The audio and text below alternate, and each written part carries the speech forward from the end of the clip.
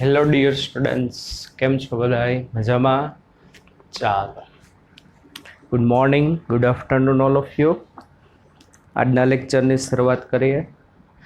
Last time આપણે વિદ્યુત ક્ષેત્ર વિશે જોયું હતું. વિદ્યુત ક્ષેત્ર કોને કહેવાય, બિંદુવત વિદ્યુત ભારનું વિદ્યુત ક્ષેત્ર કેટલું હોય, વિદ્યુત ક્ષેત્રને કારણે કેટલું બળ લાગે, ઘણા બધા વિદ્યુત ભારો હોય તો એને કારણે કેટલું વિદ્યુત ક્ષેત્ર ઉત્પન્ન થાય. બરાબર, ચાલો આજના લેક્ચરમાં આપણે દાખલા જોઈએ. વિદ્યુત ક્ષેત્રને લગતા ઘણા બધા દાખલા છે, કન્સેપ્ચ્યુઅલ છે, ઘણા બધા આપણે ગણવાના છે. ટેક્સ્ટ બુક સિવાયના પણ હું તમને કરાવીશ. અને નેક્સ્ટ 2 લેક્ચરમાં આપણે વિદ્યુત ક્ષેત્રને લગતું જે બુકમાં નથી પણ ઇમ્પોર્ટન્ટ છે એવું ઘણું બધી વસ્તુ જોશી આપણે. ચાલો, પહેલાં તો ટેક્સ્ટ બુકમાંથી ઉદાહરણ નંબર 8.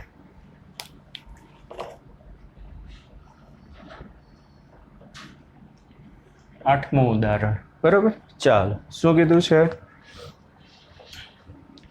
1 ઇલેક્ટ્રોન 2 ગુણ્યા 10⁴ ન્યૂટન પર કુલમ ના નિયમિત વિદ્યુત ક્ષેત્રમાં 1.5 સેન્ટીમીટર જેટલા અંતરનું પતન કરે છે. જો બાળકો, નિયમિત વિદ્યુત ક્ષેત્ર છે. નિયમિત વિદ્યુત ક્ષેત્ર એટલે શું? અવકાશમાં કોઈ પણ બિંદુએ વિદ્યુત ક્ષેત્રનું મૂલ્ય અચળ હોય એને નિયમિત વિદ્યુત ક્ષેત્ર કહેવામાં આવે. એટલું યાદ રાખજો, બિંદુવત વિદ્યુત ભાર એટલે એક વિદ્યુત ભાર હોય ને એને કારણે ઉદ્ભવતું વિદ્યુત ક્ષેત્ર હંમેશા નિયમિત ન હોય. નિયમિત ન હોય, પણ કેવું હોય તો કે અનિયમિત હોય. સિમ્પલ છે, એટલે કહી દઉં તમને. લાસ્ટ લેક્ચરમાં જોયું તો માની લ્યો આ બિંદુએ ક્યુ જેટલો ચાર્જ છે, સમજાય છે? તો આપણે કીધું હતું આનાથી આર અંતરે અસંખ્ય બિંદુઓ આવેલા હશે. તો એક આર ત્રિજ્યાના ગોળાની તમે શું કરી શકો, કલ્પના કરી શકો કે નહીં? તો આ બિંદુ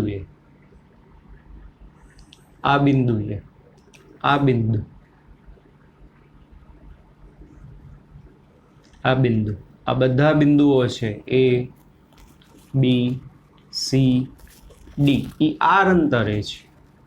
તો એ બધી જગ્યાએ ક્ષેત્ર સરખો હશે. કે ક્યુ બાય આર સ્ક્વેર, કે ક્યુ બાય આર સ્ક્વેર, કે ક્યુ બાય આર સ્ક્વેર, કે ક્યુ બાય આર સ્ક્વેર. પણ જો તમે R1 ત્રિજ્યાનો એક ગોળો લ્યો બાળકો,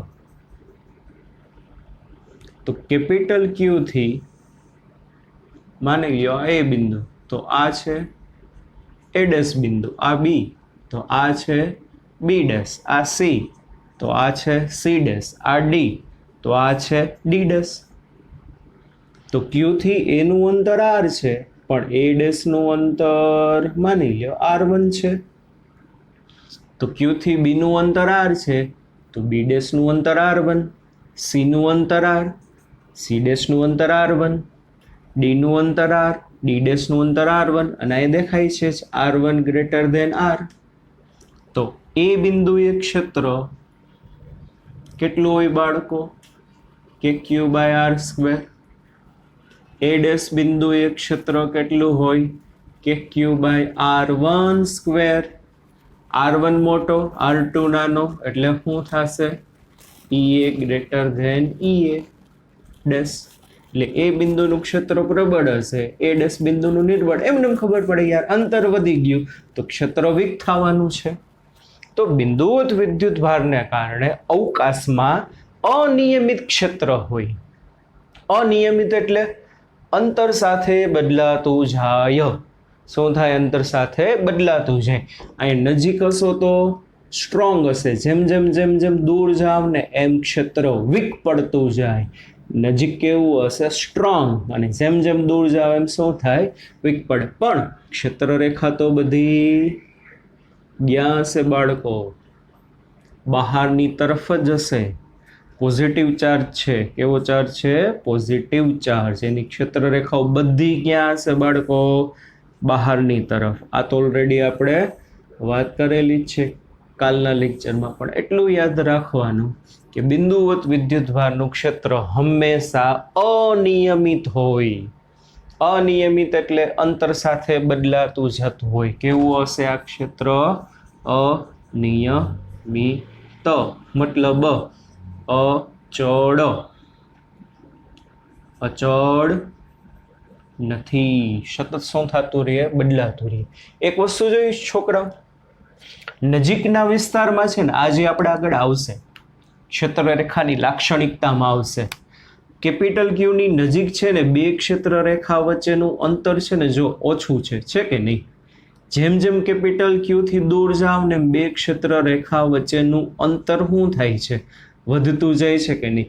અહીંયા બાજુની બે ક્ષેત્ર રેખા વચ્ચેનું અંતર ઓછું છે, અહીંયા દૂર ગયા તો બે ક્ષેત્ર રેખા વચ્ચેનું અંતર શું થઈ ગયું? વધી ગયું. હજી દૂર જાવ તો બે ક્ષેત્ર રેખા વચ્ચેનું અંતર શું થઈ ગયું બાળકો? જો બાજુની બે ક્ષેત્ર રેખા વચ્ચેનું અંતર શું થાય છે? વધતું જાય છે કે નહીં? નજીકમાં બે ક્ષેત્ર રેખા વચ્ચેનું અંતર જેટલું હતું એના કરતાં દૂર જાવ એ વધતું જાય. મતલબ આ લાક્ષણિકતા છે ને, આ લાક્ષણિકતા કોની કહેવાય? અનિયમિત ક્ષેત્રની. કે જ્યાં ક્ષેત્ર રેખાઓ ગીચોગીચ હશે. આ બધી ક્ષેત્ર રેખા છે. ક્ષેત્ર શું છે સમજવા માટે આપણે ક્ષેત્ર રેખા દોરી, બરોબર? હકીકત અવકાશમાં આવું કંઈ હશે નહીં, પણ આ તો આપણે સમજવા માટે કે ભાઈ ક્ષેત્ર આમ છે, ક્ષેત્ર આમ છે, મતલબ આ દિશામાં બળ લાગે છે. એને સમજવા માટે આપણે આ રેખાઓ દોરેલી છે. હકીકત અવકાશમાં આવી કંઈ રેખાઓ જેવું ના હોય. આ તો એક ભૌમિતિક વસ્તુ છે, આપણે સમજવા માટે આપણે આ વસ્તુ દોરેલી છે. તો અહીંયા ગીચતા વધુ છે, અહીંયા ગીચતા ઓછી છે, મતલબ ક્ષેત્ર વીક પડે. તો એટલું ખાસ યાદ રાખજો, જે આગળ આવશે જ કે અનિયમિત ક્ષેત્ર હોય ને તો એમાં જ્યાં બે ક્ષેત્ર રેખાઓ વચ્ચેનું અંતર ઓછું હોય ને ત્યાં ક્ષેત્ર પ્રબળ હોય. સમજાય છે? જ્યાં ક્ષેત્ર રેખાઓ વચ્ચેનું અંતર વધતું જાય ને ક્ષેત્ર વીક પડે. પણ મને રકમમાં કીધું છે નિયમિત ક્ષેત્ર. તો નિયમિત ક્ષેત્ર એટલું યાદ રાખજો. ક્યાંય નોંધ કરવું હોય તો નોંધ કરી લેજો. અનિયમિત ક્ષેત્ર બિંદુવત વિદ્યુતભારને કારણે, અથવા તો બીજા ઘણા બધા સોર્સ છે. નિયમિત વિદ્યુત ક્ષેત્ર, નિયમિત વિદ્યુત ક્ષેત્ર, નિયમિત વિદ્યુત ક્ષેત્ર ધન વિદ્યુત ભારિત પ્લેટોને કારણે ઉત્પન્ન થાય. કોક એ વળી શું કહું છું? નિયમિત વિદ્યુત ક્ષેત્ર ધન વિદ્યુત ભારિત પ્લેટોને કારણે ઉત્પન્ન થાય. દાખલા તરીકે આ બે પ્લેટ છે, સમજો ભાઈ, સમજો. આ પ્લેટ જી છે એના ઉપર પોઝિટિવ ચાર્જ છે, સામેની પ્લેટ છે એના ઉપર નેગેટિવ ચાર્જ છે. હવે કાલે જ આપણે સમજાવ્યું હતું કાલના લેક્ચરમાં. શું થાય બોલો? પ્લસમાંથી ક્ષેત્ર બારે આવે, માઇનસમાં ક્ષેત્ર એન્ટર થાય. તો આ વિસ્તારમાં તમે ક્ષેત્ર રેખા દોરો તો કેવી હશે? પોઝિટિવ પ્લેટમાંથી બારે આવે, નેગેટિવ પ્લેટમાં એન્ટર થાય. પ્લસમાંથી બારે આવે, માઇનસમાં એન્ટર થાય. સમજાય છે કે નહીં? કાલે જ સમજાવ્યું હતું. ધન વિદ્યુતભારનું ક્ષેત્ર એનાથી દૂર હોય, ઋણ વિદ્યુતભારનું ક્ષેત્ર એના તરફ હોય. તો પ્લસમાંથી બારે આવે, માઇનસમાં શું થાય? એન્ટર થાય. પોઝિટિવ ચાર્જ હશે બાળકો, એની ક્ષેત્ર રેખાઓ કેવી હશે? આઉટસાઇડ હશે. નેગેટિવ ચાર્જ હશે બાળકો, એની ક્ષેત્ર રેખાઓ કેવી હશે? ઇનસાઇડ હશે. એટલે પ્લસમાંથી જો બારે આવી, ઢીંગ ઢીંગ ઢીંગ ઢીંગ, માઇનસમાં એન્ટર થાય, ઝૂમ ઝૂમ ઝૂમ ઝૂમ. મતલબ એક બીજી વસ્તુ જોઈ, આ બધી ક્ષેત્ર રેખા એકબીજાને સમાંતર છે. કેવી છે? સમાંતર છે, એકબીજાથી સમાન અંતરે આવેલી છે. હમણાંની આકૃતિ દોરી તેમાં જો આ જ વસ્તુ છે. આ બધી ક્ષેત્ર રેખાઓ એકબીજાને સમાંતર છે તો કે નથી? એકબીજાથી સમાન અંતરે છે તો કે નહીં? નજીકના વિસ્તારમાં અંતર ઓછું છે, દૂરના વિસ્તારમાં અંતર કેવું છે? વધુ છે. તો આ અનિયમિત ક્ષેત્ર કહેવાય બાળકો. કેવું કહેવાશે આવડું? આ અનિયમિત. સમજાય છે કે નહીં? નજીકના વિસ્તારમાં ક્ષેત્ર રેખાઓ ગીચોગીચ છે, દૂર જવાની કેવી છે? ઓછી જ. પણ આમાં કેવું છે? આ નિયમિત ક્ષેત્ર. તો ધન વિદ્યુત ભારિત જે પ્લેટોને એકબીજાને સમાંતર મૂકી દો ને તો નિયમિત ક્ષેત્ર અથવા તો સમાન વિદ્યુત ક્ષેત્રો આખા અવકાશમાં બધી જગ્યાએ ક્ષેત્રનું મૂલ્ય સમાન હશે. ઈ ઈ ઈ ઈ ઈ ઈ ઈ ઈ ઈ ઈ ઈ આ બધી જગ્યાએ બદલે બદલે બદલે બદલે બદલે બદલે બદલે બદલે બદલે કેવું હશે? તો કે અનિયમિત હશે. ટૂંકમાં સમાંતર પ્લેટને કારણે નિયમિત ક્ષેત્ર ઉત્પન્ન થાય. પ્લેટને તમે આમે રાખી શકો અથવા તો પ્લેટને તમે ગમે એમ રાખો, એને કંઈ ફેર પડવાનો નથી. દાખલા તરીકે પ્લેટ આમ હોય, સમાંતર પ્લેટ હોવી જોઈએ. કેવી હોવી જોઈએ? સમાંતર પ્લેટ. નીચેની પ્લેટ નેગેટિવ છે, ઉપરની પ્લેટ પોઝિટિવ છે. ક્ષેત્ર ક્યાં હશે? પ્લસ થી માઇનસ. ક્ષેત્ર ક્યાં હશે બાળકો? પ્લસ થી માઇનસ. સમાન ક્ષેત્ર કહેવાય. સમજાય છે કે નહીં? આમે રાખી શકો. સમાંતર પ્લેટ, ઉપરની પ્લેટ નેગેટિવ, નીચેની પ્લેટ પોઝિટિવ. ક્ષેત્ર ક્યાં હશે? ઉપરની બાજુ હશે. ક્ષેત્રની દિશા અપવર્ડ હશે. પણ બધી ક્ષેત્ર રેખાઓ એકબીજાને સમાંતર છે, એકબીજાની સમાંતર આવેલી છે, એટલે આ બધું કેવું હશે? નિયમિત ક્ષેત્ર. કેવું હશે? અનિયમિત. આટલું ખબર પડવી જોઈએ. આ ખબર હોવી જોઈએ. બરોબર બાળક? ચાલો આગળ જોઈએ. તો શું કીધું છે ઉદાહરણ 8માં?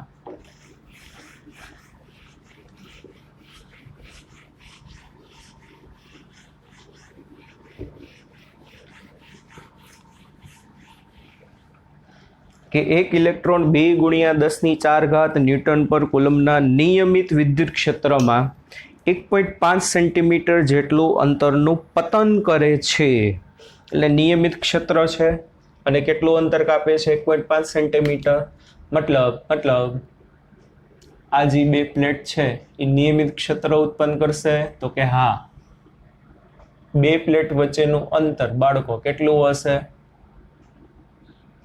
ડી બરાબર 1.5 સેન્ટીમીટર. એટલે કે 1.5 ગુણ્યા 10⁻² મીટર. હવે કોઈ કહે છે બાળકો ઇલેક્ટ્રોન છે ને નિયમિત ક્ષેત્રમાં મુક્ત પતન કરે છે. એટલે ઇલેક્ટ્રોન માની અહીંયા હશે, અહીંથી ધીમે ધીમે ધીમે ધીમે ઇલેક્ટ્રોન ક્યાં જશે? આમ નીચે જશે. ઇલેક્ટ્રોન આ પ્લેટ ઉપરથી આ પ્લેટ ઉપર ક્યારે આવે? એના ઉપર નીચેની બાજુ બળ લાગતો હશે. હવે ખાસ યાદ રાખજો આ ઇલેક્ટ્રોન છે. હવે તમારે મને કહેવાનું છે આ ઇલેક્ટ્રોન જે છે બાળકો મુક્ત પતન કરે છે, નીચે જાય છે. તો નીચે જશે અને આમાં એક બીજી વસ્તુ કીધી છે, રકમ પૂરી થાય નહીં. અહીંયા ગુરુત્વાકર્ષી બળની અસરને અવગણવાની છે. ઇલેક્ટ્રોન આમ નીચે ગયો ઝૂમ, પણ કોને કારણે? વિદ્યુત ક્ષેત્રને કારણે. વિદ્યુત ક્ષેત્રને કારણે શું લાગશે? વિદ્યુત બળ લાગશે. અને અહીંયા તમારે ગુરુત્વાકર્ષી બળની અસરને શું કરવાની છે? અવગણવાની છે. ચાલો તો કોઈ કહેશો ઇલેક્ટ્રોન નીચે ક્યારે જશે? ક્ષેત્ર ઉપર હશે તો ઇલેક્ટ્રોન નીચે જાય કે ક્ષેત્ર નીચે હોય તો ઇલેક્ટ્રોન નીચે જાય? ખબર પડવી જોઈએ.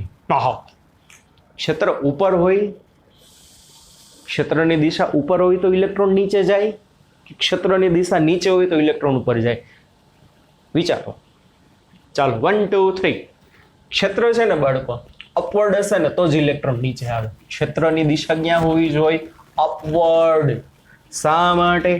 જોવો નીચેની પ્લેટ હશે ને બાળકો પોઝિટિવ પ્લેટ હશે, ઉપરની પ્લેટ નેગેટિવ હશે. એને કારણે શું થશે? જો નીચેની પ્લેટ પોઝિટિવ તો પોઝિટિવમાંથી ફિલ્ડ બહાર આવે, નેગેટિવમાં એન્ટર થાય. ક્ષેત્ર ક્યાં હશે? અપવર્ડ હશે. ક્ષેત્ર ક્યાં હશે બાળકો? અપવર્ડ. ઇલેક્ટ્રોન કેવો ચાર્જ છે? નેગેટિવ. તો નેગેટિવને શું થાય? અપાકર્ષણ. નેગેટિવ પોઝિટિવને શું થાય? આકર્ષણ. એટલા માટે જો ઇલેક્ટ્રોન નીચે ગતિ કરતો હોય તો ક્ષેત્ર ઉપર હોય. આ વસ્તુ ખાસ યાદ રાખજો, ઘણી બધી જગ્યાએ ઉપયોગ આવશે, વારંવાર હું યાદ નહીં દેવડાવું. ઇલેક્ટ્રોન હંમેશા ક્ષેત્રની વિરુદ્ધ દિશામાં ગતિ કરે. ઇલેક્ટ્રોન હંમેશા ક્ષેત્રની વિરુદ્ધ દિશામાં ગતિ કરે. તમે જે રૂમમાં બેઠા છો એ રૂમમાં માની લો ગુરુત્વાકર્ષણની અસર નથી. જમણી બાજુની દિવાલને તમે ધન પ્લેટ ગણો, ડાબી બાજુની દિવાલને તમે ઋણ પ્લેટ ગણો, અને તમારા હાથમાં અહીંયા ઇલેક્ટ્રોન હોય તો મૂકી દો તો કઈ બાજુ જાય? જમણી બાજુ જાય કે ડાબી બાજુ જાય? પહેલાં તો ક્ષેત્ર કઈ દિશામાં હશે? આ પ્લેટ પોઝિટિવ છે, આ પ્લેટ નેગેટિવ છે. ક્ષેત્ર આમ હશે ઝૂમ ઝૂમ, જમણીથી ડાબી બાજુ. ગુરુત્વાકર્ષણની અસર અહીંયા નથી. ઇલેક્ટ્રોન તમે અહીંયા મૂકી દેશો તો ઇલેક્ટ્રોન ક્યાં જશે? આ બાજુ જશે કે નહીં? પોઝિટિવ પ્લેટ છે. માઇનસ પ્લસ આકર્ષણ, માઇનસ માઇનસ અપાકર્ષણ, ઝૂમ ઇલેક્ટ્રોન આમ યોગ્ય ક્ષેત્રની વિરુદ્ધ દિશામાં ગતિ કરે. માની લો તમે જે રૂમમાં બેઠા છો, છત પોઝિટિવ પ્લેટ છે, તળિયું નેગેટિવ પ્લેટ છે, તો ક્ષેત્ર ક્યાં હશે? નીચેની બાજુ હશે કે zoom zoom zoom zoom zoom zoom. ઉપરની પોઝિટિવ પ્લેટ, નીચેની નેગેટિવ પ્લેટ, ક્ષેત્ર નીચેની દિશામાં હશે. તમે અહીંયા ઇલેક્ટ્રોન મૂકી દો તો ઇલેક્ટ્રોન કઈ દિશામાં ગતિ કરે? ઉપર જાય કે નીચે જાય? ગુરુત્વાકર્ષણ નથી, ગુરુત્વાકર્ષણ નથી, ચાલો ઇલેક્ટ્રોન ક્યાં જશે? ઉપર જશે. કાં ઉપર જાય? ઉપર પોઝિટિવ પ્લેટ છે, નીચે નેગેટિવ પ્લેટ છે. ઉપર તરફ આકર્ષણ દે, નીચે તરફ અપાકર્ષણ દે. આટલું યાદ રાખવાનું. ઇલેક્ટ્રોન હંમેશા ક્ષેત્રની વિરુદ્ધમાં જાય અને પ્રોટોન હંમેશા ક્ષેત્રની દિશામાં ગતિ કરે. બાળકો, પ્રોટોન ક્યાં ગતિ કરશે? હંમેશા ક્ષેત્રની. આ પોઝિટિવ પ્લેટ, આ નેગેટિવ પ્લેટ, ક્ષેત્ર જમણીથી ડાબી બાજુ, જમણીથી ડાબી બાજુ. અહીંયા તમે પ્રોટોન મૂકી દો તો પ્રોટોન ઝૂમ આમ જાય, ઝુક ઝુક ઝુક ઝુક ઝુક. કેમ આમ જશે? આ ધન છે, આ ઋણ છે. પ્રોટોન પોઝિટિવ છે, પોઝિટિવ પોઝિટિવ અપાકર્ષણ, પોઝિટિવ નેગેટિવ આકર્ષણ. ઇલેક્ટ્રોન આમ જાય, સોરી પ્રોટોન આમ જશે. એટલે હંમેશા યાદ રાખજો, ઇલેક્ટ્રોન ક્ષેત્રની વિરુદ્ધમાં ગતિ કરે, પ્રોટોન ક્ષેત્રની દિશામાં ગતિ કરે. ચાલો, મારે ગણવાનું શું છે આમાં? ઘણા બધા બેઝિક કન્સેપ્ટ આમાં આવી ગયા, જે આગળ જતો હું બીજી વાર કહીશ નહીં, કારણ કે ઘણું બધું ઉપયોગી છે.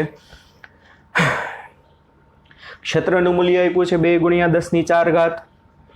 ઇલેક્ટ્રોન 1.5 સેન્ટીમીટર જેટલું અંતરનું પતન કરે છે, આકૃતિ 1 માં દર્શાવ્યા મુજબ. ક્ષેત્રનું પછીની 2 વસ્તુ ગોતવાની કીધી છે. એમાં બીજો ભાગ પછી આપણે શું કરવાનું છે? આ પતન માટે ઇલેક્ટ્રોનને કેટલો સમય લાગી તમારે ગોતીને કહેવાનો છે. ચાલો, ક્ષેત્રની વેલ્યુ આપેલી છે બાળકો. E બરાબર 2 × 10⁴. 2 × 10⁴ ન્યૂટન પર કુલમ. ચાલો, આ ક્ષેત્રની વેલ્યુ આપેલી છે. ઇલેક્ટ્રોનને પતન કરવામાં કેટલો સમય લાગશે? સમય તમારે ગોતીને કહેવાનો છે. ઇલેક્ટ્રોનને એક પ્લેટથી બીજી પ્લેટ ઉપર, એટલે કે 1.5 સેન્ટીમીટર જેટલું અંતર કાપવામાં કેટલો ટાઈમ લાગે? ચાલો ચાલો ચાલો ચાલો ચાલો, શું થશે? ઇલેક્ટ્રોન ક્ષેત્રની અસર હેઠળ ગતિ કરતો, વિદ્યુત ક્ષેત્રની અસર હેઠળ ગતિ કરતો હોવાથી તેના પર લાગતું બળ. બાળકો, કેટલું બળ હશે? F બરાબર QE. હા કે ના? F ની બદલે MA, Q ની બદલે હું ઇલેક્ટ્રોનનો ચાર્જ સ્મોલ e, અહીંયા E, એટલે અહીંયા શું આવશે? A બરાબર E બાય M. પણ આજે તમને બળ લાગ્યું ઇલેક્ટ્રોન ઉપર, એટલે આ પ્રવેગ આવશે ઇલેક્ટ્રોનનો, એટલે દળ આવશે ઇલેક્ટ્રોનનો. ચાલો બાળકો, ઇલેક્ટ્રોનનો પ્રવેગ મળી ગયો. AE બરાબર EE બાય ME. ઇલેક્ટ્રોન વિદ્યુત ક્ષેત્રમાં આટલા પ્રવેગથી ગતિ કરતો હશે. આ પ્રવેગ અચળ હશે કે બદલાશે? અચળ હોય. કેમ અચળ હશે? જો આ અચળ 1.6 × 10⁻19, આ અચળ કીધું છે રકમમાં. આ અચળ પ્રવેગી ગતિ છે, અને અચળ પ્રવેગી ગતિ માટે સમયનું સૂત્ર મળી જશે મુક્ત પતન માટે. ઇલેક્ટ્રોન અચળ પ્રવેગી ગતિ કરતો હોવાથી શું થશે? ડી બરાબર v0t plus half at square. મુક્ત પતન કરે છે એટલે પ્રારંભિક વેગ તો શૂન્ય હશે, એટલે આ ટર્મ 0 થઈ ગયો. ડી એટલે કાપેલું અંતર, બે પ્લેટ વચ્ચેના અંતર જેટલું અંતર કાપ્યું હશે, હાફ. અહીંયા આવશે એઈ, અહીંયા આવશે ટી સ્ક્વેર, પણ બધું ઇલેક્ટ્રોન માટે છે. રેડી? તો આપણે તો ટી જોઈ છે, તો ટી સ્ક્વેર બરાબર 2d ના છેદમાં એઈ. ધેરફોર ટીઈ બરાબર અંડર રૂટ 2d ના છેદમાં એઈ, પણ ઇલેક્ટ્રોનનું પ્રવેગ મેં ફાઇન્ડ આઉટ કરેલું છે. ટીઈ બરાબર અંડર રૂટ 2d ના છેદમાં એઈ એટલે ઈ બાય એમી, ઈ બાય એમી છેદનો છેદાંશમાં. રેડી? સમજાણું બાળકો? ઈ જેટલા સમાન ક્ષેત્રમાં ઇલેક્ટ્રોનને ડી જેટલું અંતર કાપવામાં આટલો સમય લાગે, બસ મૂકી દો બધી કિંમત. માટે ટીઈ બરાબર અંડર રૂટ 2, ડી એટલે કાપેલું અંતર 1.5 ગુણ્યા 10⁻², એમી એટલે માસ ઓફ ઇલેક્ટ્રોન 9.1 ગુણ્યા 10⁻31 ના છેદમાં ઈ એટલે 1.6 ગુણ્યા 10⁻19. કેપિટલ ઈ એટલે આપ્યું છે 2 ગુણ્યા 10⁴. રેડી? આનું સાદુરૂપ આપશો એટલે ઇલેક્ટ્રોનને આટલા ક્ષેત્રમાં આટલું અંતર કાપવા માટે લાગતો સમય મળે 2.9 ગુણ્યા 10⁻9 સેકન્ડ. 9 એટલે નેનો, 2.9 નેનો સેકન્ડ લાગશે ઇલેક્ટ્રોનને 2 ગુણ્યા 10⁴ ન્યૂટન પર કુલમના ક્ષેત્રમાં 1.5 સેન્ટીમીટરનું અંતર કાપવા માટે 2 નેનો સેકન્ડ જેટલો સમય લાગે. ચાલો, એમાં બી શું કીધું છે? ક્ષેત્રનું માન અચળ રાખીને તેની દિશા ઉલટાવવામાં આવે અને તેમાં એક પ્રોટોન તેટલા જ અંતરનું પતન કરે તો પ્રોટોનને કેટલો સમય લાગે? ચાલો, શું કીધું છે? ક્ષેત્રનું માન એટલું જ રાખવાનું, પણ એની દિશા ઉલટાવવાની. એટલે હવે ક્ષેત્રની દિશા ઉલટાવતા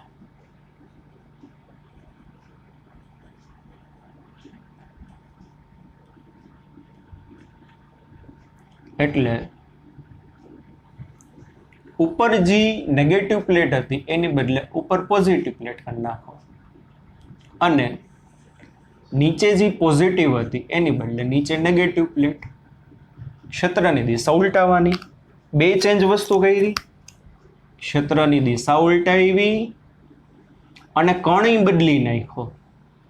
ઇલેક્ટ્રોનની બદલે પ્રોટોન મૂક્યો. પ્રોટોન, ચાલો પ્રોટોન ક્યાં જાય? નીચે જ શકે નહીં. હમણાં સમજાવ્યું હતું. પ્રોટોન ક્ષેત્રની દિશામાં ગતિ કરે, કારણ કે ઉપર પ્લસ પ્લસ અપા કરશે, પ્લસ માઇનસ આ કરે, ઝૂમ નીચે જશે. તો પ્રોટોનને કેટલો સમય લાગશે? સિમ્પલ વસ્તુ, બરોબર? પ્રોટોન પર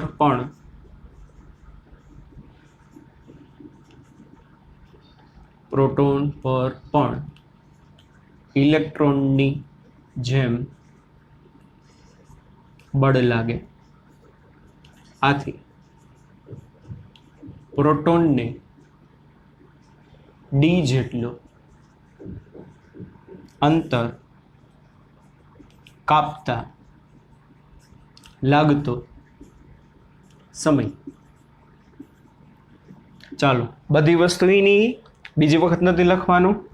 અહીંયા આવશે એપી બરાબર ઈ બાય એમપી, પ્રોટોન માટે છે. એપી બરાબર ઈ બાય એમપી. બધું બદલતું જાય. અહીંયા શું આવશે? ટીપી બરાબર √2, અંતર એટલું જ કાપે છે. અહીંયા એમપી આવે, અહીંયા ઈ આવે. ઇલેક્ટ્રોન અને પ્રોટોનનો ચાર્જ સરખો જ છે, માટે ટીપી બરાબર √2d MP ના છેદમાં EE. બસ થઈ ગયો દાખલો. TP બરાબર √2 1.2 10⁻². માસ ઓફ પ્રોટોન 1.67 ગુણ્યા -27 છેદમાં 1.6 ગુણ્યા 10⁻19 2 ગુણ્યા 10⁴. ચાલો આ તમારે બાળકો સમય આવશે 1.3 ગુણ્યા 10⁻7.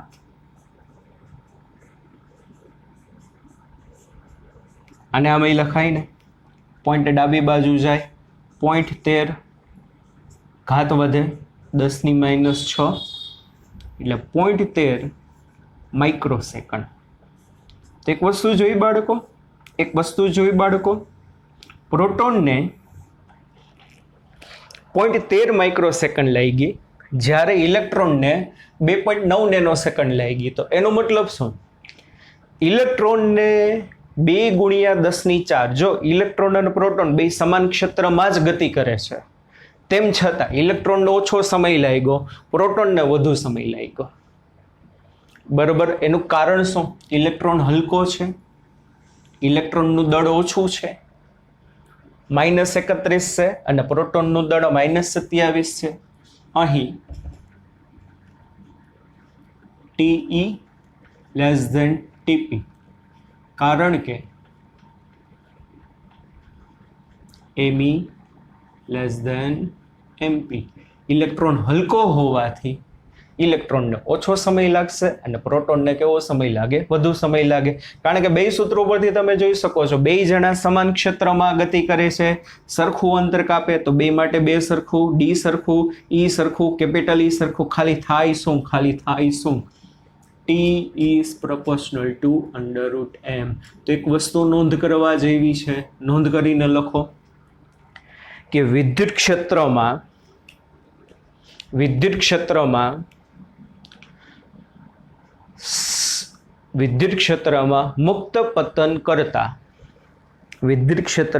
મુક્ત પતન કરતા કોઈ પણ વિદ્યુત ભારિત કણને લાગતો સમય દળ ઉપર આધાર રાખે છે. એટલે કે દળના વર્ગમૂળના સમપ્રમાણમાં છે. દળ ઉપર આધાર રાખે છે એટલે કે દળના વર્ગમૂળના સમપ્રમાણમાં છે. જ્યારે ગુરુત્વાકર્ષી ક્ષેત્રમાં, યાદ છે બાળકો આપણે ગુરુત્વાકર્ષી ક્ષેત્ર માટે જોયું હતું, હલકો કણ હોય કે ભારે કણ હોય, સમાન ઊંચાઈથી પડે તો સમાન સમય લાગે, √2h/g. યાદ કરો, 2 ગ્રામનો પદાર્થ હોય કે 2 કિલોનો હોય કે 2000 કિલોનો હોય, બેયને તમે એ જ ઊંચાઈથી પડતા મૂકો ને તો બેયને જમીન ઉપર આવવામાં લાગતો સમય કેટલો હશે? √2h/g. સમજાય છે કે નહીં? લખો. જે ગુરુત્વાકર્ષી બળમાં મુક્ત પતન કરતા જે ગુરુત્વાકર્ષી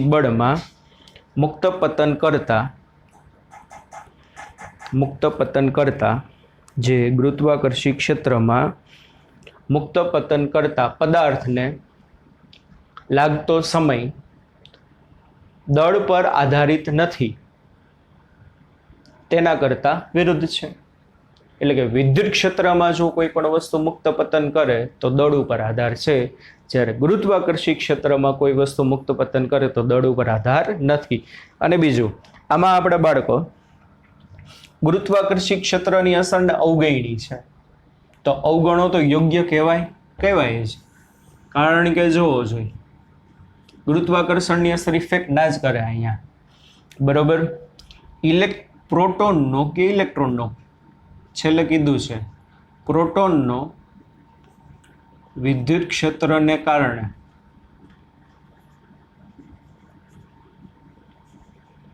પ્રવેગ કેટલો હશે? બોલો. AP બરાબર EE/MP.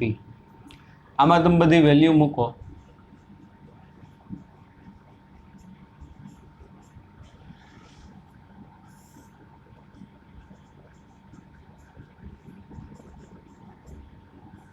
તો AP બરાબર આવશે 1.9 × 10⁻27. સોરી 12 ઘાત મીટર પર સેકન્ડ. કેન યુ ઇમેજિન બચ્ચા પાર્ટી? આટલા ક્ષેત્રમાં ઇલેક્ટ્રોન પ્રોટોન આટલા પ્રવેગથી ગતિ કરતો હશે. ઇલેક્ટ્રોન હશે તો અહીંયા -31 આવશે. શું આવશે? અહીંયા -31 આવશે. સમજાય છે કે નહીં? કારણ કે 27 ને 4 31, 31 માંથી 19 જાય એટલે 12 આવે. સમજાય છે કે નહીં? અહીંયા -31 ને 4 35.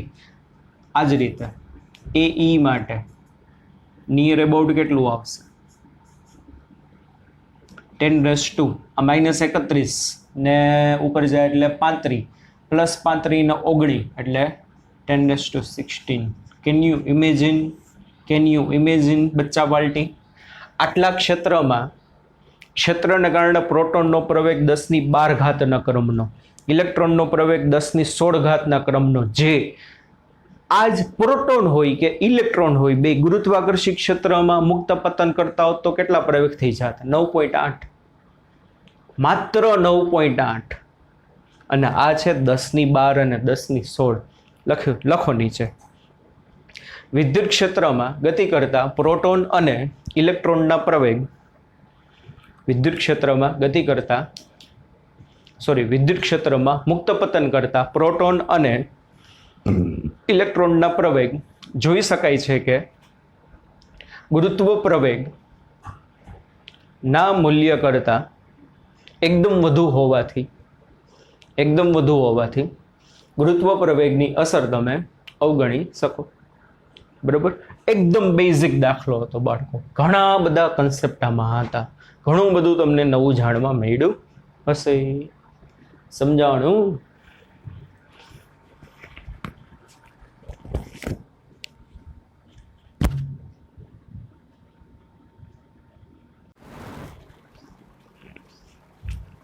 ચાલો બાળકો આગળ ઉદાહરણ 9 એના પછીનું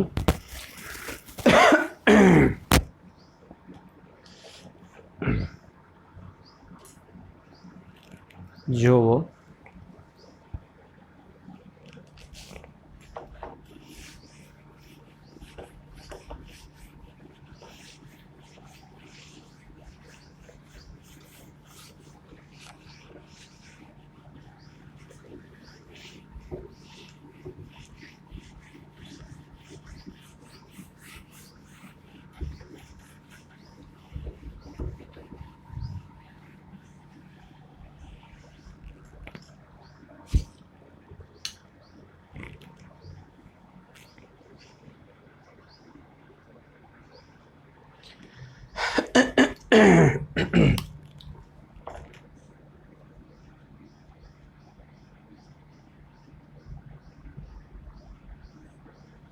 સરસ ઉદાહરણ છે. ઉદાહરણ 9મું.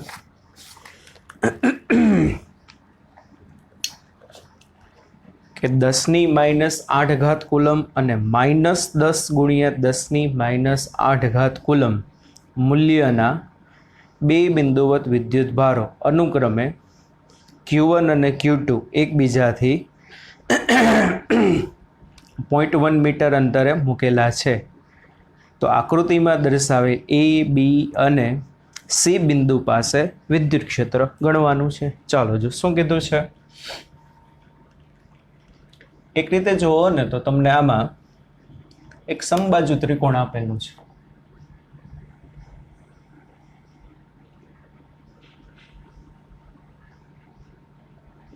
બરોબર?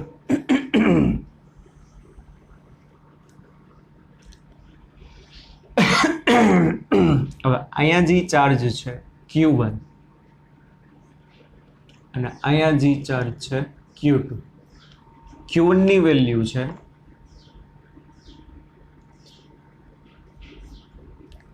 10⁻8 ઘાત અને Q2 ની વેલ્યુ છે -10 × 10⁻8. રામ ભગવાન. ચાલો, એટલે પોઝિટિવ ચાર્જ છે કે નેગેટિવ, બેની વેલ્યુ સરખી. આની વેલ્યુ 10⁻8, આની વેલ્યુ 10⁻8.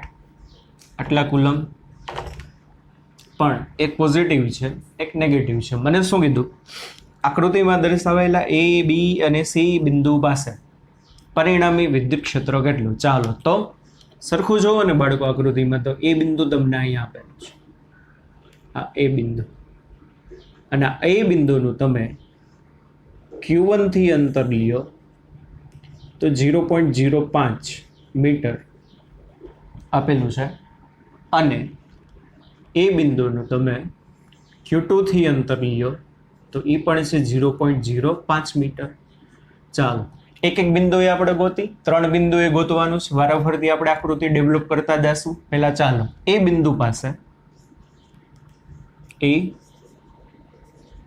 બિંદુ પાસે પરિણામી ક્ષેત્ર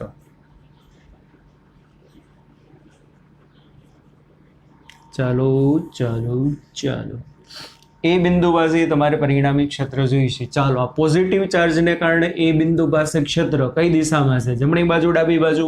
ચાલો ચાલો ચાલો ખબર પડવી જોઈએ.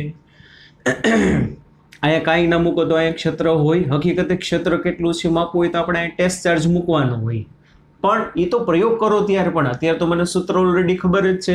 Q1 ને કારણે, કોને કારણે? Q1 ને કારણે એનાથી 0.05 મીટર અંતરે આવેલા એ બિંદુ પાસે ક્ષેત્ર કેટલું હશે કે Q1 ના છેદમાં 0.05 નો વર્ગ. દિશા એક ખબર હોવી જોઈએ. ચલો પોઝિટિવ છે તો પોઝિટિવનું ક્ષેત્ર એના તરફ હોય કે એનાથી દૂર હોય? તો કે દૂર હોય, બરાબર. તો પ્લસનું ક્ષેત્ર zoom zoom zoom zoom zoom zoom આ દિશામાં, એટલે આ થશે E1. ચાલો Q2 ને કારણે એ બિંદુ પાસે ક્ષેત્રની વેલ્યુ કે Q2 ના છેદમાં 0.05 નો વર્ગ. હવે મૂલ્ય મળી ગયું. દિશા કઈ હશે? માઇનસ છે, તો માઇનસ ચાર્જનું ક્ષેત્ર શું હશે? એના તરફ હોય. યાદ છે ને, પ્લસનું બહારની બાજુ હોય, માઇનસનું ક્યાં હોય? ઇનસાઇડ. તો માઇનસનું જે ક્ષેત્ર છે એ બિંદુ પાસે Q2 ને કારણે ક્ષેત્ર આ દિશામાં હશે, એટલે Q હશે E2. તો તમે જુઓ છો બાળકો, એ બિંદુ પાસે Q1 અને Q2 નું ક્ષેત્ર કઈ દિશામાં છે? તો કે એક જ દિશામાં છે.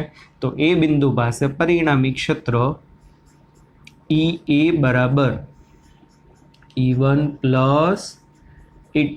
ટેક્સ્ટ બુકમાં જોશો ને બાળકો, તો ટેક્સ્ટ બુકમાં જે છે અલગ અલગ ગણ્યું. પહેલા E1A ગણ્યું છે. E1A એટલે હકીકતે લખાય E1A ના લખાય, શું લખાય? EA1. સમજાય છે?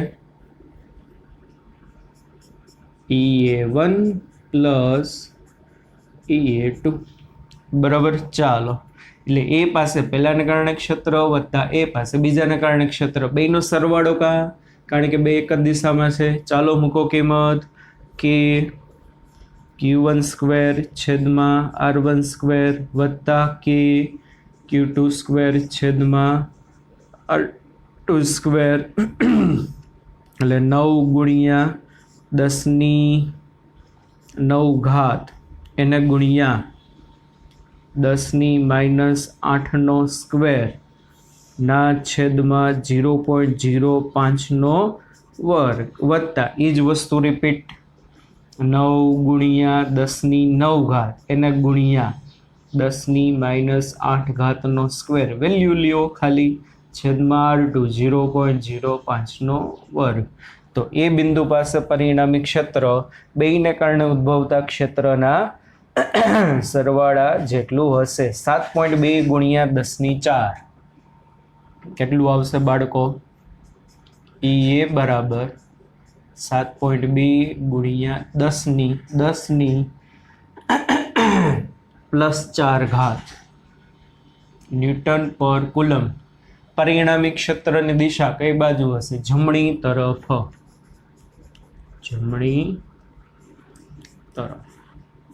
રેડી? ચાલો હવે બી બિંદુ પાસે કીધું, તો ચાલો બી બિંદુ ક્યાં છે? તો કે અહીંયા ક્યાંક છે. જો અહીંયા છે ને, અહીંયા બી બિંદુ આવેલું છે. અને બી બિંદુનું Q1 થી જે અંતર છે ને એ છે બાળકો બી બિંદુનું Q1 થી G અંતર છે 0.05.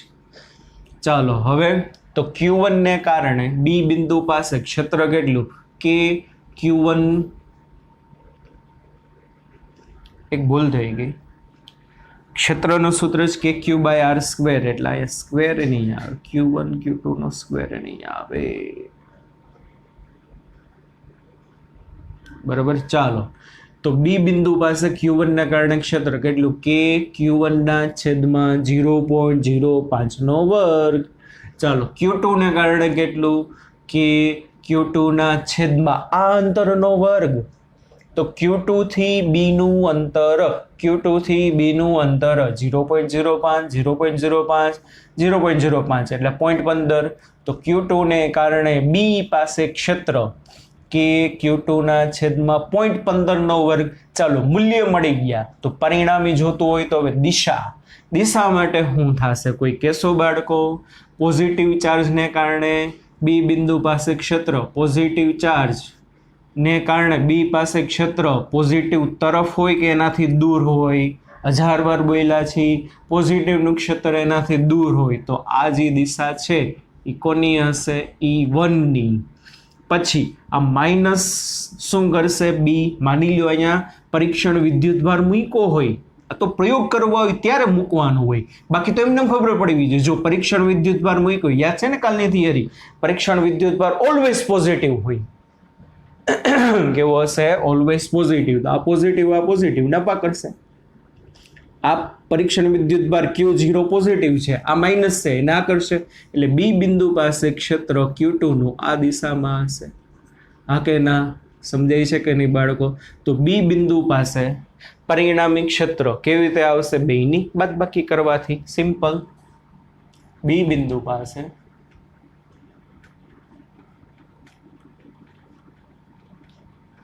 પરિણામી ક્ષેત્ર EB બરાબર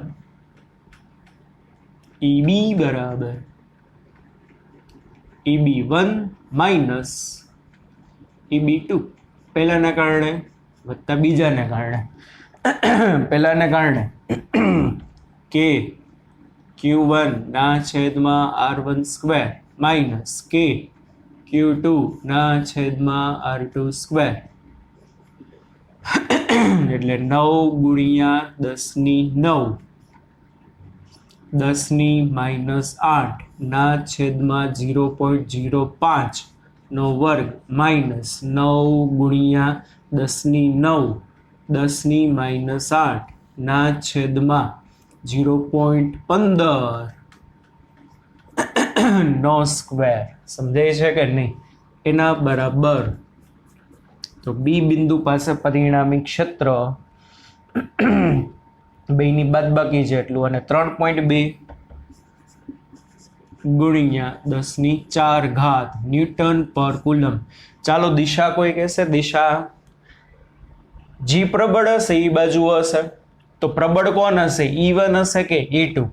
ઓબ્વિયસલી પ્રબળ તો E1 જ હોવાનું છે, કારણ કે જો બેયના અંશ સરખા, આનો છેદ નાનો છે, આનો છેદ મોટો છે, તો વધુ અસર કોની હશે? Q1 ની. અને Q1 ની અસર ડાબી બાજુ, એટલે ડાબી બાજુની અસર મોટી છે કોના કરતા? જમણી બાજુની. તો પરિણામી ક્ષેત્ર કઈ બાજુ હશે? તો કે ડાબી તરફ. રેડી આટલું? ચાલો એક એ બિંદુએ ગોતવાનું છે, બોર્ડમાં નહીં હમાય એટલે પહેલા ભૂસીને આપણે પછી ગણીએ. પહેલા જરાક નોટ કરી લેશો.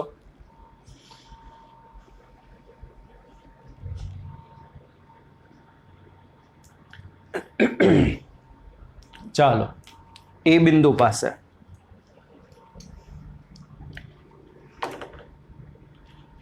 સી બિંદુ પાસે, એ બિંદુ પાસે તો ગોઈતું. સી બિંદુમાં આગળ ટોચ ઉપર આપ્યું છે. એમાં જો આપણે બે રીતે ગણશું, ટેક્સ્ટ બુકમાં આપ્યું છે એ રીતે અને આપણી રીતે, સાવ સહેલું છે, બરાબર? બે રીતે તમે ગણી શકો. અહીંયા આગળ આ તમને દીધું છે સી બિંદુ. સી બિંદુ પાસે પરિણામી ક્ષેત્ર જોઈ છે. સી બિંદુ પાસે પરિણામી ક્ષેત્ર.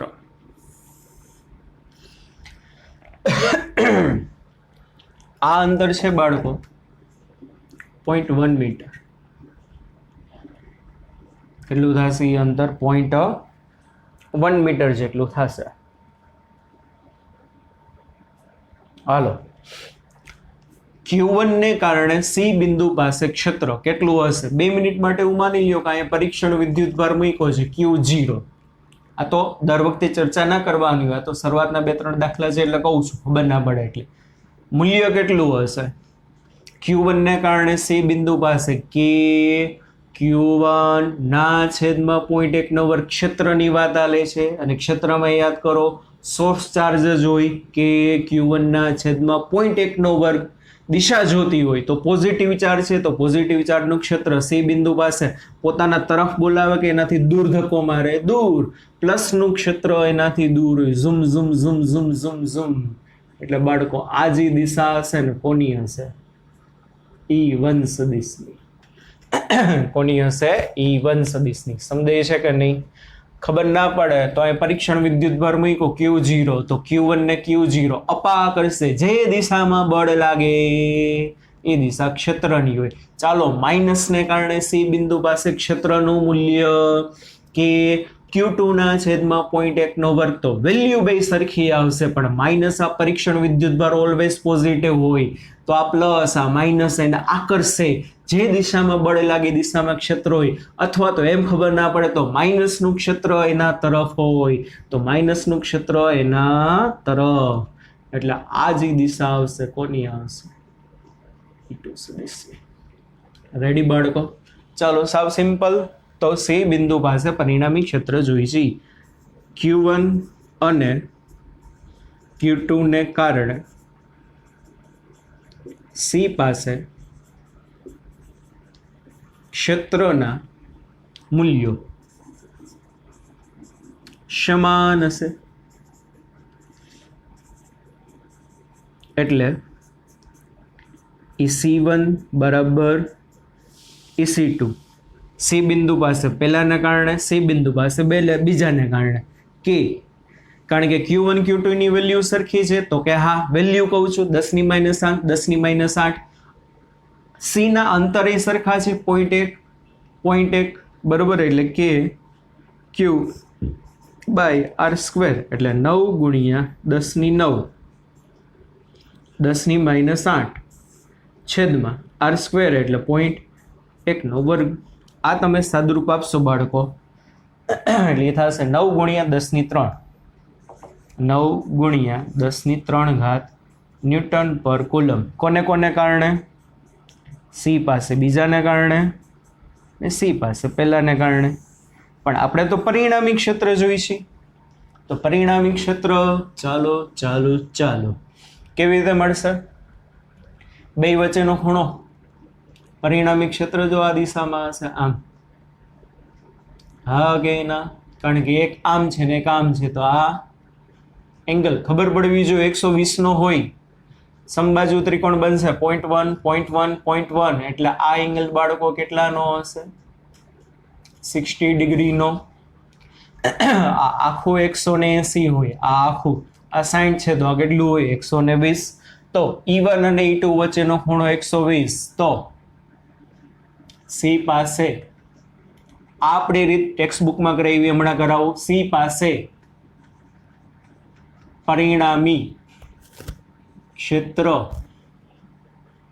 EC બરાબર √ E1² વત્તા E2² વત્તા 2E1 E2 cos θ. સમજાય છે કે નહીં? પણ E1 E2 બેયની વેલ્યુ સરખી છે, માટે EC બરાબર √ EC1² વત્તા EC1², બે વેલ્યુ સરખી છે. બે વેલ્યુ સરખી છે, આપણે ફાઇન કરી છે, બરાબર. ચાલો +2 EC1 પાછું ગુણ્યા EC2, પણ EC2 ની બદલે EC1 લખી શકો. C અને cos થીટા એટલે બે વચ્ચેનો એંગલ કેટલાનો? 120 ડિગ્રીનો. એટલે અહીંયા આવશે cos 120. યાદ કરો વાલા બાળકો, cos 120 એટલે -½ એટલે આ શું થશે? EC બરાબર EC નો સ્ક્વેર બરાબર બે બાજુ વર્ગ કાઢી નાખો એટલે EC1 સ્ક્વેર એટલે 2 EC1 સ્ક્વેર -2 EC1 એટલે EC1 સ્ક્વેર. આ હતી -½ રેડી. બે બાજુ વર્ગ કરી નાખો, વર્ગમૂળ બબે કેન્સલ. 2 EC1 નો સ્ક્વેર -1 EC1 નો સ્ક્વેર એટલે EC1 નો સ્ક્વેર કોના બરાબર? EC સ્ક્વેર બરાબર therefore EC બરાબર EC1 બરાબર 9 ગુણ્યા 10⁹ ન્યૂટન પર કુલમ્બ. પરિણામી ક્ષેત્ર 10⁻³ ન્યૂટન પર કુલમ્બ. કઈ દિશામાં? જમણી તરફ.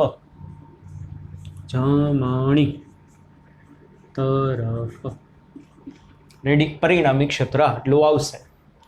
આ આપણી મુજબ આ રીતે ગણો તો હાલે પરીક્ષામાં. ટેક્સ્ટ બુકમાં ગણ્યું છે, ચાલો એ જોઈ લઈએ હવે આપણે પહેલા. આટલું ડન બાળકો, આ સમજાણું. હવે જો ટેક્સ્ટ બુકમાં ગણ્યું છે એ રીતે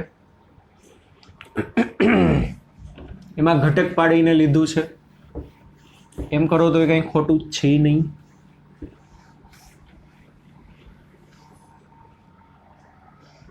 જો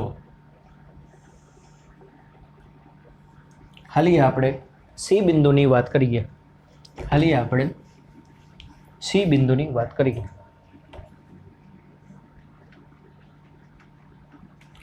according to text book C case છે, ટેક્સ્ટ બુક પ્રમાણે જોઈએ આપણે તો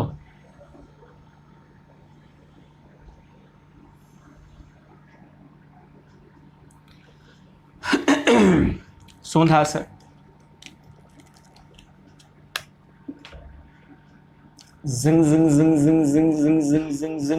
આ એક્સ અક્ષ.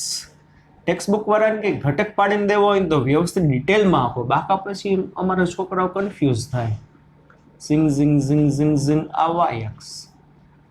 ચાલુ લેડીઝ એન્ડ જેન્ટલમેન, આ ડિરેક્શન જી છે.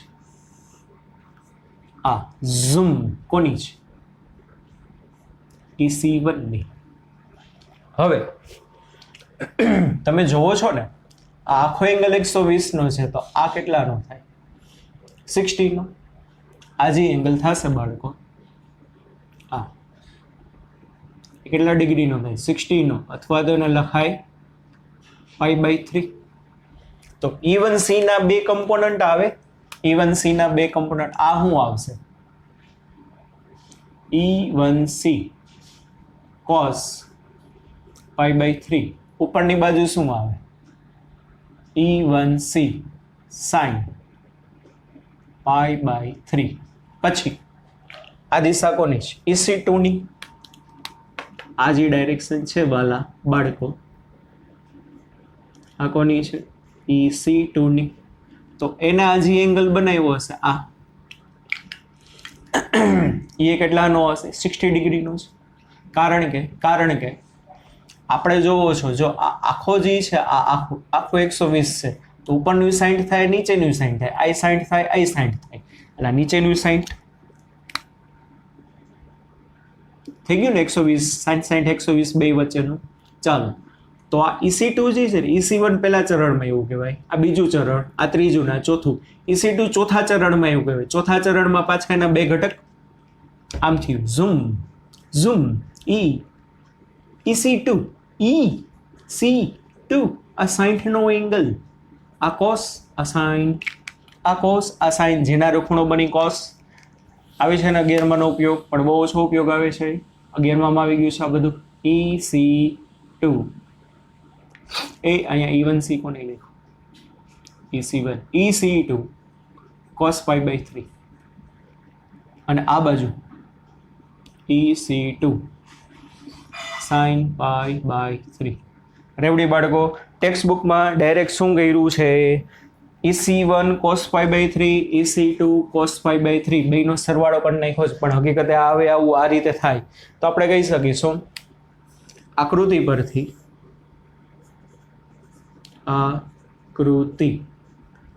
પરથી બંને ક્ષેત્રના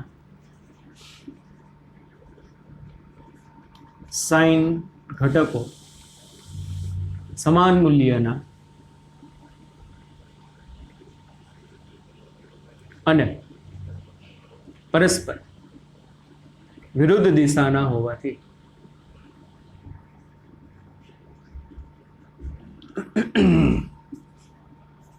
પરિણામી અસર શૂન્ય થાય બરાબર તથા કોસ ઘટકો એક જ દિશામાં હોવાથી શું થશે પરિણામી ક્ષેત્ર EC બરાબર EC1 cos pi by 3 plus EC2 cos pi by 3 ચાલો EC1 cos pi by 3 એટલે cos 60 એટલે હાફ EC2 પણ EC1 EC2 બેયની વેલ્યુ તો સરખી છે એટલે આ EC2 ની બદલે પાછી તમે EC1 લખી શકો કારણ કે EC1 બરાબર EC2 હા કે ના આ હાફ તો EC1 by 2 વત્તા EC1 by 2 અડધામાં અડધું ઉમેરો એટલે EC1 કોના બરાબર EC બરાબર પણ EC1 એટલે 9 ગુણ્યા 10 ની 3 ઘાત ન્યૂટન પર કુલમ કઈ બાજુ જમણી તરફ અને ટેક્સ્ટ બુકમાં એ પૂછી પ્રમાણે પણ જવાબ એટલો જ આવે છે સમજાણું બાળકો ચાલો નેક્સ્ટ લેક્ચરમાં આ કન્સેપ્ટના બીજા 2-3 મારે તમને વધારાના કરાવવાના છે જે ઇમ્પોર્ટન્ટ છે બરાબર એ જોશું ત્યાં સુધી બચ્ચા વાળે bye bye take care C you ધ્યાન રાખજો